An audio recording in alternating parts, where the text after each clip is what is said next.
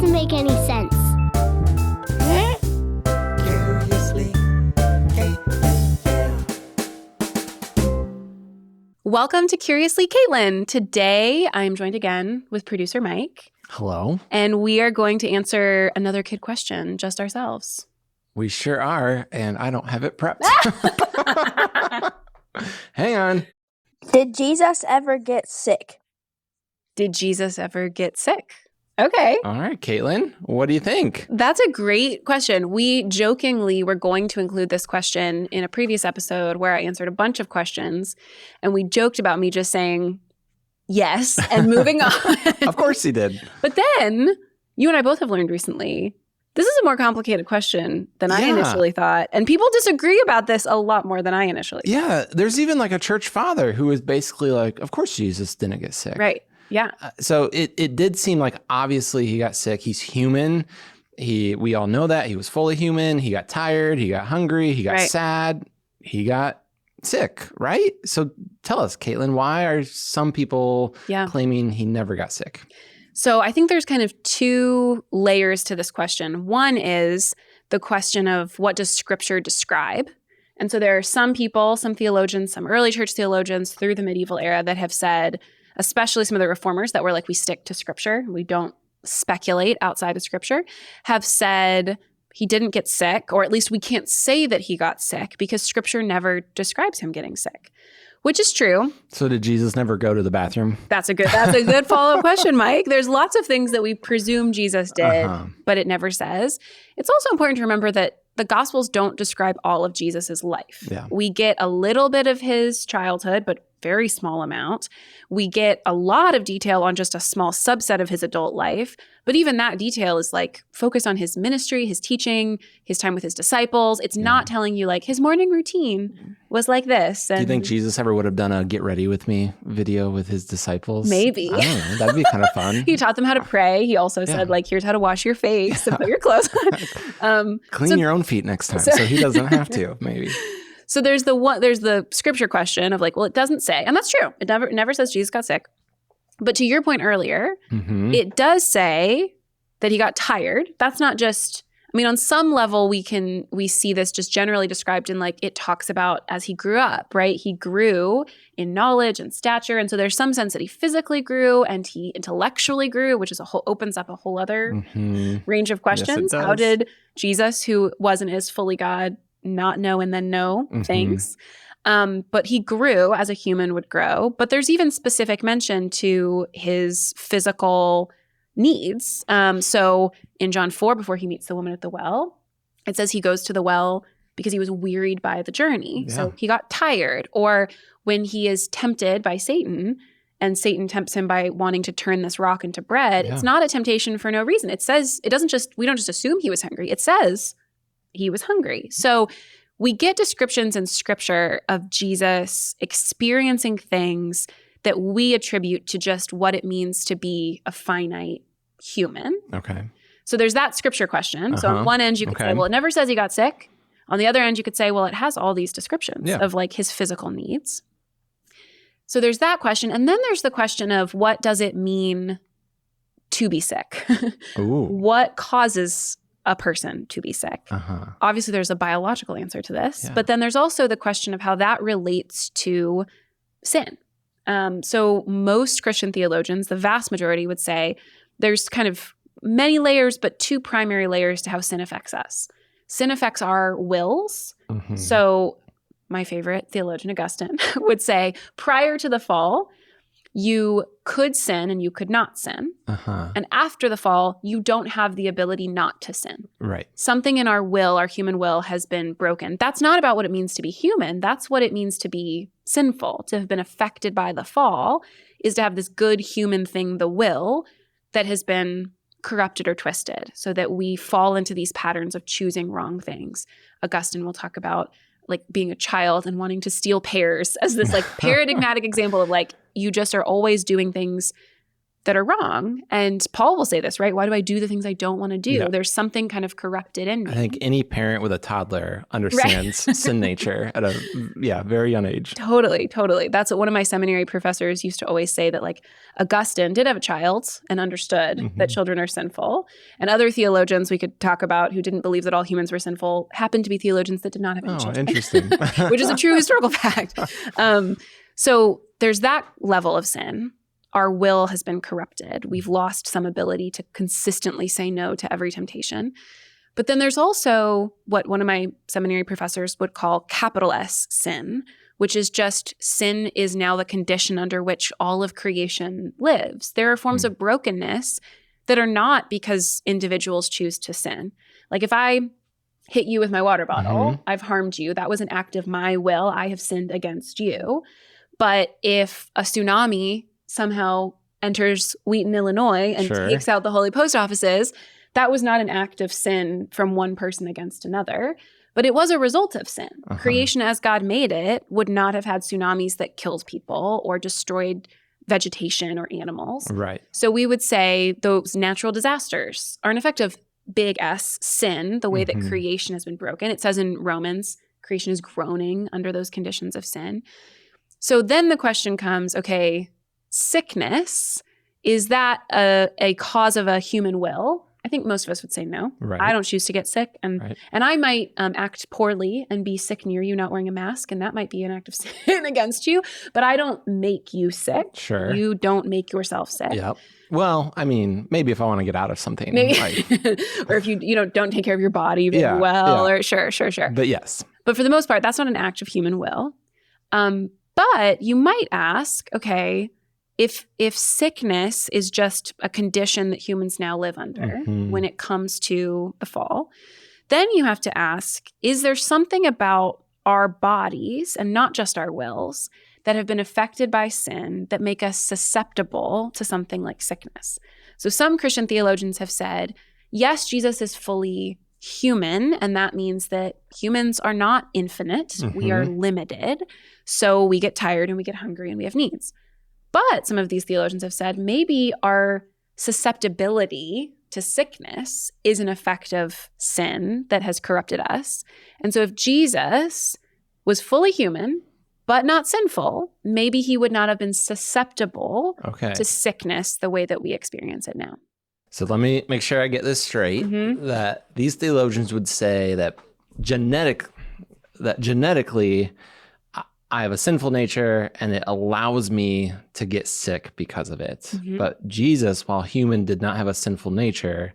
And so there is nothing within him that would allow him to get sick, essentially. Is that a good summary? Yeah. So part of the question then is our experience of illness something that is because of the world we live in? And our susceptibility towards it is just because we're finite humans. We're not totally strong and perfect in every way. That's not an effect of sin. That's just part of being human. Or is our susceptibility to sickness another one of those ways that our bodies and wills have been corrupted by the fall? But I don't know. Does the distinction actually matter? Because as I think through this, and tell me I'm wrong, is that even if we were to give those theologians like, okay, you're right, we're told in Philippians that Jesus emptied himself of his divine abilities. And so, I mean, that has always been curious to me, and I know many theologians, of how far, obviously he still had some divine abilities, so he didn't completely empty himself, but couldn't it just be like, well, but Jesus, as part of being fully human and fully God, he allowed himself to be sick. Yeah. I think that's right. Yeah. I mean, there is both the question of where is the sickness coming from? Yeah. Is it something that has been corrupted in us? It gets more complicated if we think about like a cold versus cancer. Could Jesus have had cells in his body? This doesn't come from outside. This is something wrong with him inside his body. That's a more complicated question. But I do think it's not just the question of, is the sickness coming from outside and that's where the sin is, or is it coming from inside? I think it's also Jesus suffered. Yeah. Like not just because other bad things happened outside him and it made him sad. That happened, right? We see Lazarus at Lazarus's death. Jesus, it doesn't just say the famous verse, Jesus wept. Yeah. It says he was greatly troubled. Like there's this description of him like emotionally entering into suffering, even though he knew at that moment that he would raise Lazarus from the dead. And I think the same can be said of Scripture's description of his physical suffering. Like he entered into being hungry. He entered into being tired in a way that he was God and knew everything. So like, could he have just slept a perfect amount? Could he have, like, it's not just was his body susceptible to these things. And I think there's good theological reasons to think, yes, he emptied himself of kind of some protections. Right. But also because the New Testament so consistently talks about Jesus as understanding our suffering, of entering into the human condition, not just for like a good philosophical reason. Like it's true that he needed to be human so that when he died a perfect death, it was for us. That's true. Also, the New Testament describes him entering into our condition in this sense of just relating to us, of like suffering as we have suffered. And so if Jesus became sin, like it says in 2 Corinthians, there's this sense of like bearing in his body the effects of the fall on humanity. If he went that far, I think it makes a lot of sense to think that he would understand what it's like to have a common cold like I've had for the past few days and haven't been as productive in my work as I wanted to be. Like, I think he would understand that because he chose to not only, in this really logical sense, take on human nature, but also in this relational sense, take on human nature. And I think what makes that even more extraordinary is that Jesus would have had the power to heal himself of his sickness. A lot of people talk about that at any moment. And so some would say like, well, even if he got sick, wouldn't he have just said like, there goes that stuffy nose. I'm not putting up with this. And I think like, sure, he could have, but if you look at the character of Jesus and how often he chose to experience what all humans experience, he chose to suffer, he chose to experience grief, he chose all these things, doesn't it make sense that, and doesn't it make it even more powerful to realize that Jesus could have prevented feeling crummy and all these sicknesses like we all have, and yet he chose to go through it anyway because he wanted to relate to us even more. He wanted us to know how truly human he was. Yeah. And I think there's something really important there about how Jesus not only kind of took on all of these conditions, but didn't take the easy route for anything. Like we've referenced a couple times Philippians 2, which is a hard passage to interpret because it's written as a kind of poem. It might have been a hymn that they sung. And when it comes to how we very carefully want to talk about Jesus being human and God at the same time, that passage can be kind of troubling. Like it's hard to interpret what exactly it means.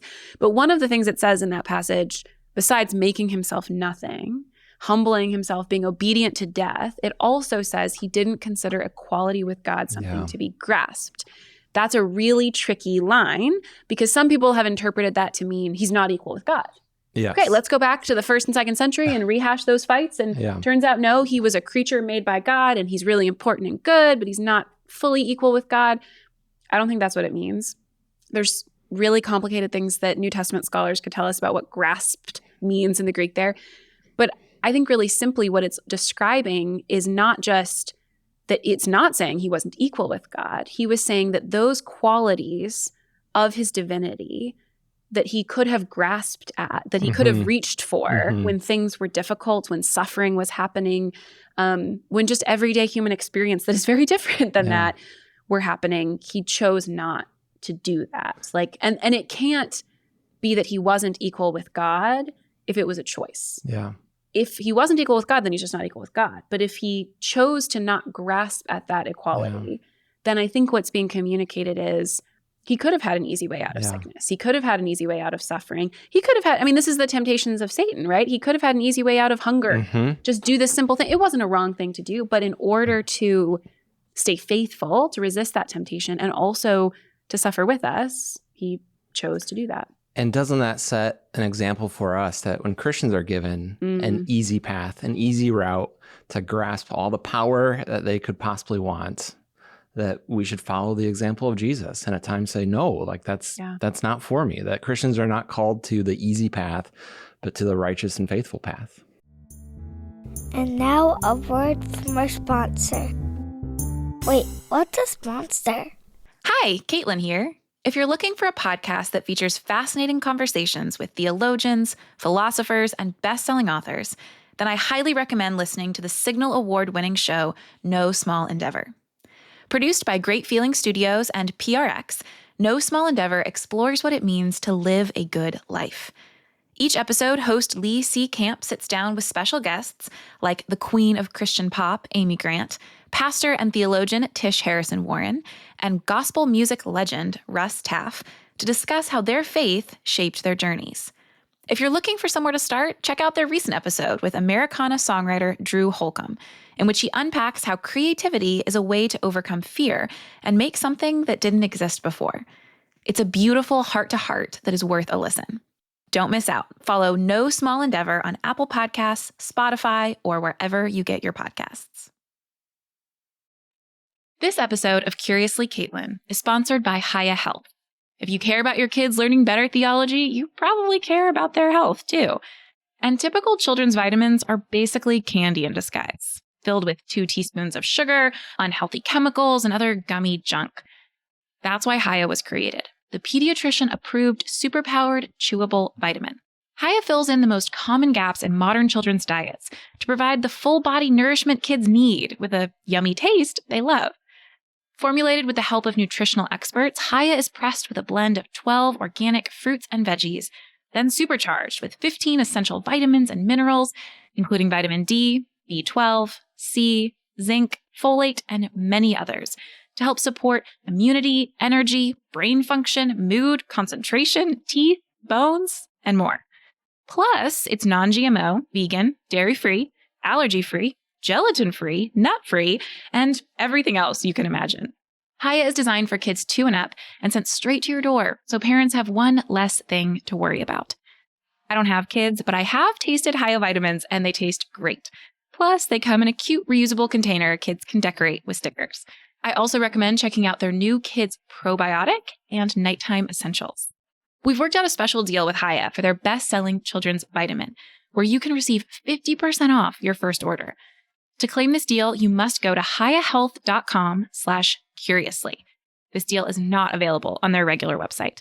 Go to hiyahealth.com/curiously and get your kids the full body nourishment they need to grow into healthy adults.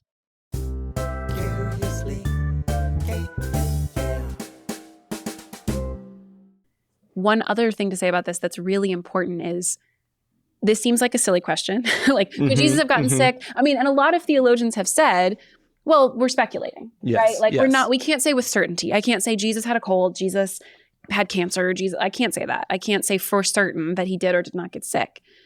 But I also think it is important to remember that for the early church, erring on the side of really believing that he was human was really important, because the impulse at the time was, if he's divine, even if he's not fully equal with God, but if he's just a divine being, he couldn't have suffered. He couldn't have been human. He couldn't really have had these experiences that we think of as like earthy and gritty. And it says in 1 John 4, how you know if someone is a spirit sent from God or a spirit sent from the spirit of the Antichrist is whether or not you confess that Jesus came in the flesh. And there's so much more we could say about the spirit of God versus the spirit of the Antichrist. But I think what's important about that passage is it's elevating this question of, are you really saying that he came in the flesh? That's so crucial, that these instructions to these early Christians are, that's how you know if someone is telling you the truth or is not telling you the truth. Not, do you have every single theological question figured out, or you have the right, even the Trinity, or no, the way that you know is, do you confess that Christ came in the flesh? And that just elevates it to a level that I think we want to be really careful of saying there's any element of what it means to be human that Jesus didn't experience. All right, Kaitlyn, it's the end of our time. So it's that time for kid comes up to you. You only have a minute to answer this question. You got to do it in a way that a 7-year-old could understand. And she asks, did Jesus ever get sick? What do you say to her? I think I would say, wow, that is such a good question. Do you remember hearing any Bible stories about Jesus getting hungry or eating anything, or Jesus getting tired or taking a nap. Just like Jesus got tired, just like Jesus got hungry, Jesus also probably got sick. There aren't any stories in the Bible about Jesus getting sick, but Jesus is a human like you and me. And have you ever gotten sick? Yeah? Okay, well then I think it's probably true that Jesus got sick. And one of the cool things about Jesus getting sick is that the next time you're sick, and maybe you just like feel really bad, or you're missing out on a soccer game, or you don't get to go to school and see your friends, you can remember that Jesus knows what that's like, to not feel good in your body and to feel sad about what you're missing out on and to really, really want to feel better again. Jesus knows what that is like. So good. Thank you, Kaitlyn, for answering our kid question today. Thanks, Mike, for doing it with me. Hi, everyone. I hate doing this, but our producer, Mike, is making me tell you to like and subscribe so that you can see more Holy Post videos and other people can see them too.